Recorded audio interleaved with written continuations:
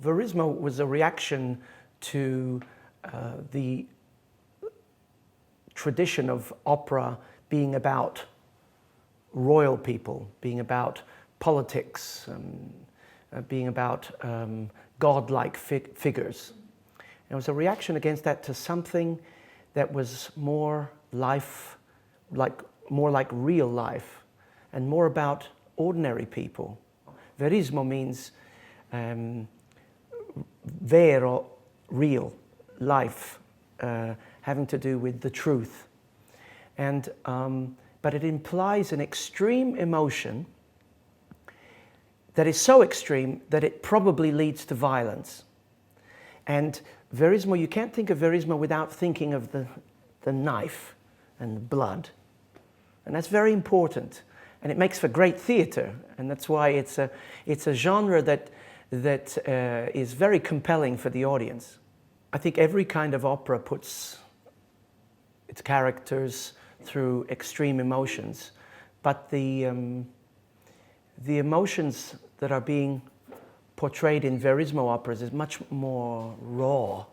In fact, for instance, Pagliacci is based on something that really happened. So a newspaper article about an assassination on a stage.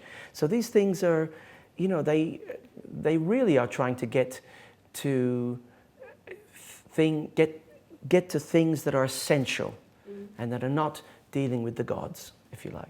It's also very, I would say, kind of a dangerous vocality, because for those people who don't have really perfect techniques, it can ruin singers, because the emotional content is so intense that if singers just let themselves completely go without any discipline whatsoever, you can ruin the voices. And this is where Jonas Kaufmann is so brilliant, because Jonas has all the abandon, all the sweep, all the slancio, all the sensuality of this music, but he has such a wonderful classical technique which allows him to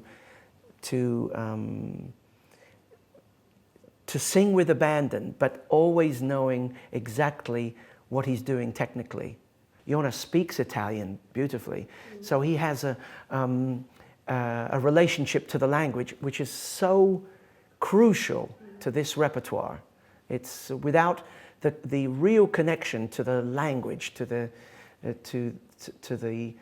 power and the direction of the language.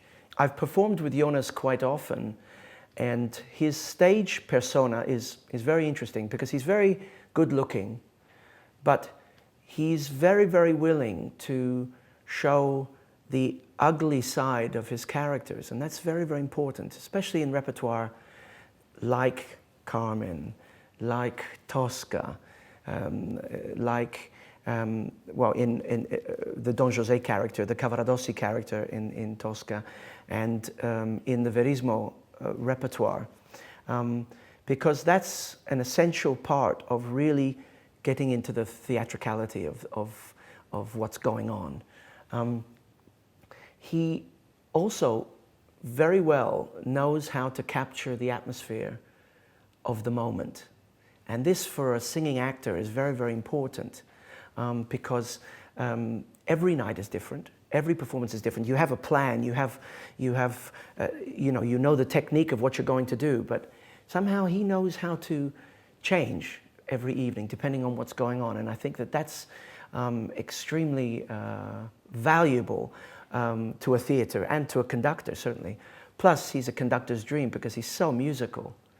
I mean, all the choices he makes are based on something to do with the music or the words, and not just about the voice. And I think that that's makes him a very, very important artist today. My father was a tenor, so I've known all these arias all my life. I lost my father 5 years ago, so this record to me is something very, very important, because I played these arias for my father hundreds of times. And so every one of them means something very, very important to me. I think the Verismo singers of today, 2010, are very few. And the repertoire gets done less and less because of the lack of singers to do this repertoire. So I think Jonas will make a big impact with this recording, because actually, stylistically, you cannot fault it. And he doesn't play safe. He takes all the risks and sings with so much color and so much contrast. This is different from the other people. But Verismo singers tend to sing from forte and go from forte and get louder, usually. There's a kind of a quite a lack of refinement. But actually, if you look at the music, there's many possibilities for color and for very, very intimate musicality. And he achieves that at the same time as drawing your attention to the spectacular, vocal moments which are famous.